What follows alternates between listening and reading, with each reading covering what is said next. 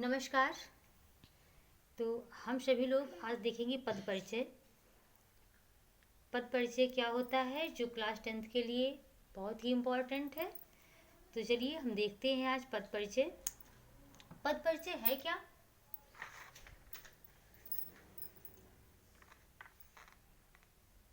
वाक्य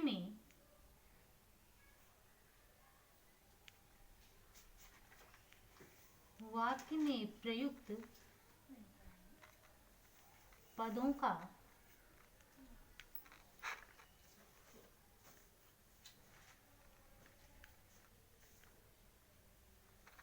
व्याकरणिक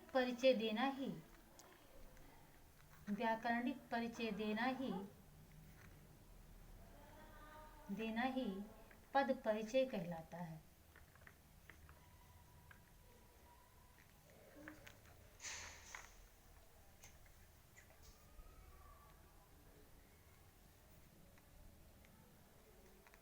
तो पद परिचय क्या है? वाक्य में प्रयुक्त पदों का व्याकरणिक परिचय देना ही पद परिचय कहलाता है।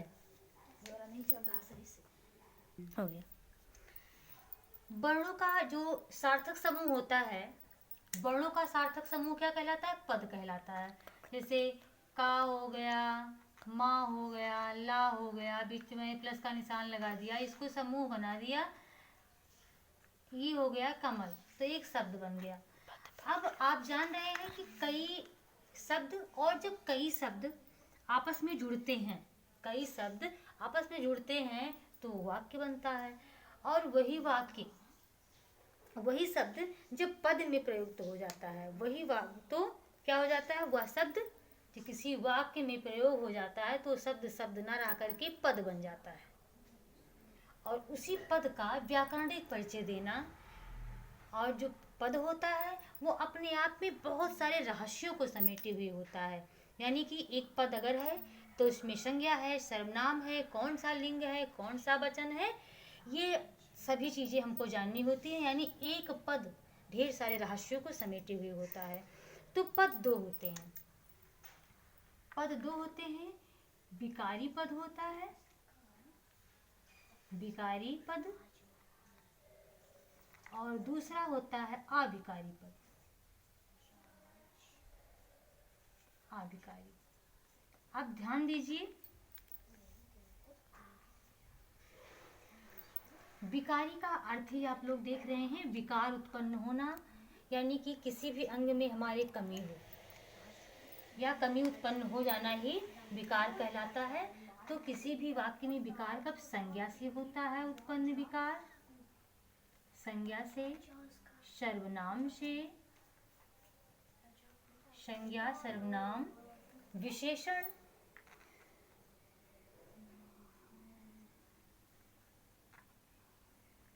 संज्ञा, सर्वनाम, विशेषण तथा क्रिया से। विशेषण और क्रिया से विकार उत्पन्न होता है। किसी भी पद में विकार उत्पन्न होता है तो संज्ञा, सर्वनाम, विशेषण और क्रिया से उत्पन्न होता है।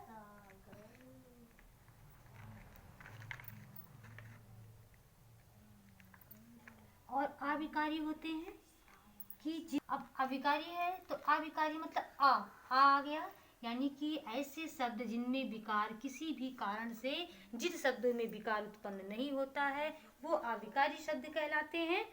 जैसे आपका हो गया क्रिया विशेषण, क्रिया विशेषण हो गया, संबंध बोधक,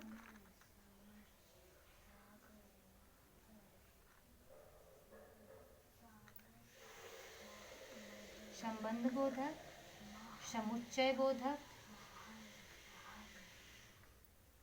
समुच्चय बोधक, और विस्मयादि बोधक।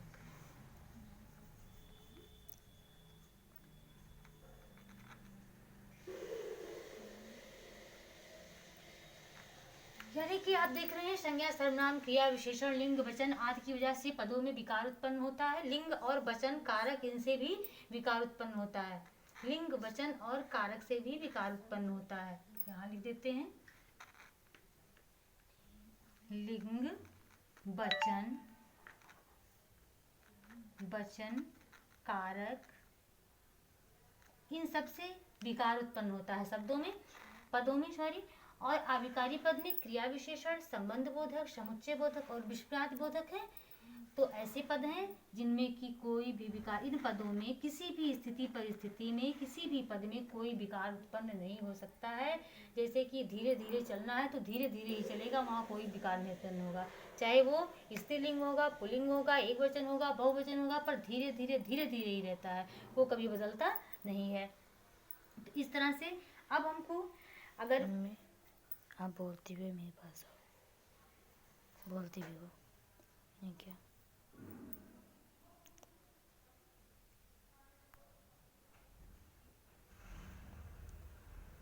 नहीं तो वही होगा। अब जैसे कि पद को, पद परिचय के बारे में तो हमने आपको पढ़ाना शुरू किया था विकारी में।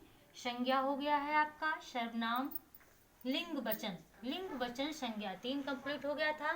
सर्वनाम आपका चल रहा था, सर्वनाम में आप पूरा कंप्लीट हो गया था। प्रश्नवाचक सर्वनाम हम आप तक नहीं पहुंचा पाए थे, तो एक बार हम प्रश्नवाचक सर्वनाम देख लेते हैं।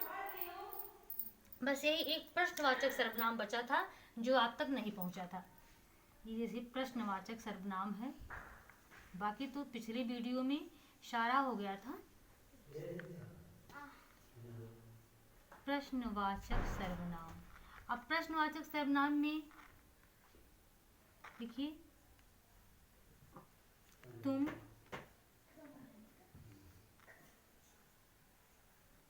क्या कर रहे हो,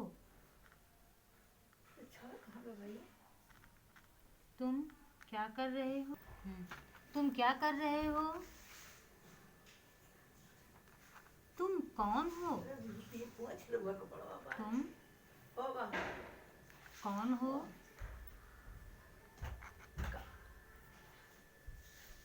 क्या तुम बाहर चलोगे,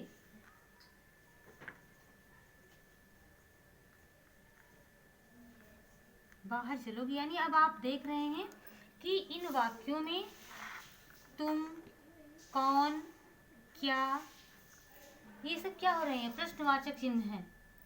तो इस प्रकार से हम प्रश्नवाचक की परिभाषा बनाएंगे। जैसे तुम क्या कर रहे हो, आप क्या कर रहे हो, तब भी होगा।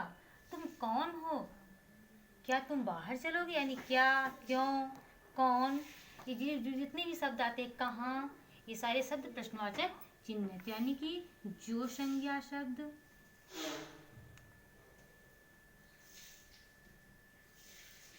जो संज्ञा शब्द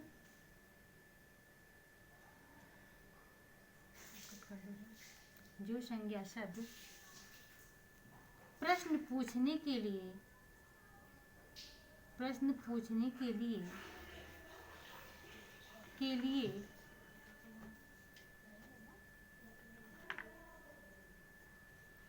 प्रयोग किए जाते हैं, वे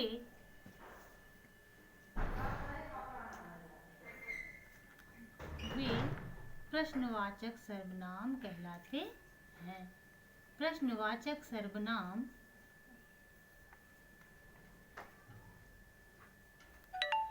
कहलाते हैं। अब देखिए, जो संज्ञा शब्द प्रश्न पूछने के लिए प्रयोग किए जाते हैं वे प्रश्नवाचक सर्वनाम कहलाते हैं। तो बच्चों, भाइयों बहनों, जो लोग भी देख रहे होंगे, आप ये देखिएगा कि जब सर्वनाम हम पढ़ा रहे थे उस दिन मेरा प्रश्नवाचक सर्वनाम छूटा हुआ था, ये कंप्लीट हो गया। यानी कि पद परिचय के अंतर्गत विकारी और अविकारी 2 शब्द होते हैं, 2 पद होते हैं। उन पदों में विकारी पद के अंतर्गत मैंने आपको संज्ञा, सर्वनाम, लिंग और वचन, ये 4 का वीडियो डाल दिया है, चारों पढ़ाया है, ये चारों आप लोग देख लीजिएगा। अब अगले दिन हम आपको पढ़ाएंगे विशेषण, अगले दिन विशेषण चलेगा, क्योंकि पद परिचय को जानने के लिए ये आपको सारे विकारी और अविकारी के अंतर्गत जितने भी हैं ये सब आपको जानना बहुत ज़रूरी है। जैसे आप देखते हैं, क्योंकि आप खुद देख लीजिए, मान लीजिए एक पद है मोहन मोहन पढ़ता है, ये एक पद है। अब आप देखेंगी यहाँ भी मैंने लिखा मोहन, मोहन लिखा, तो मोहन कौन सी संज्ञा है? व्यक्तिवाचक संज्ञा है। आप सभी को पता है कि मोहन एक व्यक्ति का नाम है, इसलिए ये हो गई व्यक्तिवाचक संज्ञा, क्योंकि संज्ञा के प्रकार जब आप देखेंगे तो उसमें व्यक्तिवाचक, भाववाचक ये सब दिया गया है। व्यक्तिवाचक संज्ञा हो गई। पुल्लिंग है, एक वचन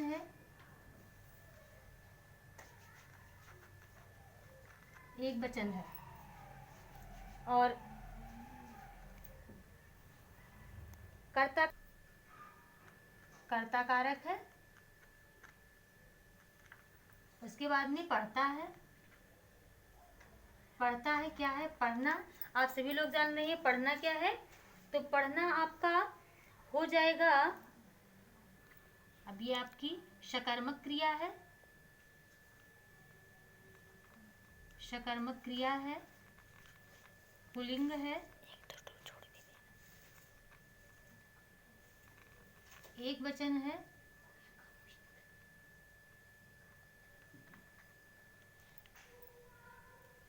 सकर्मक है, पुल्लिंग है, एक वचन है, और क्या है? पढ़ना, सकर्मक क्रिया, पुल्लिंग है, और कर्म कारक है।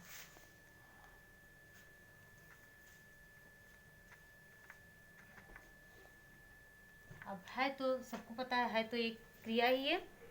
तो इस तरीके से आपने देखा कि इन्हीं दो का परिचय देने में हमको इतने सारे रहस्यों का पता चला कि इस शब्द में कितने सारे रहस्य छिपे हुए हैं, इस शब्द में इतने सारे रहस्य छिपे हुए हैं। तो यही सब जानने के लिए हमको क्या पढ़ना होगा? संज्ञा पढ़ना होगा, वचन पढ़ना होगा, सर्वनाम पढ़ना होगा, कारक पढ़ना होगा। तो मैंने आप लोगों के वीडियो संज्ञा, सर्वनाम, लिंग, वचन डाल दिया है। अगले दिन हम लोग विशेषण पढ़ेंगे। और तब तक के लिए नमस्कार आप सभी लोगों से, बाय बाय, नाइस डे।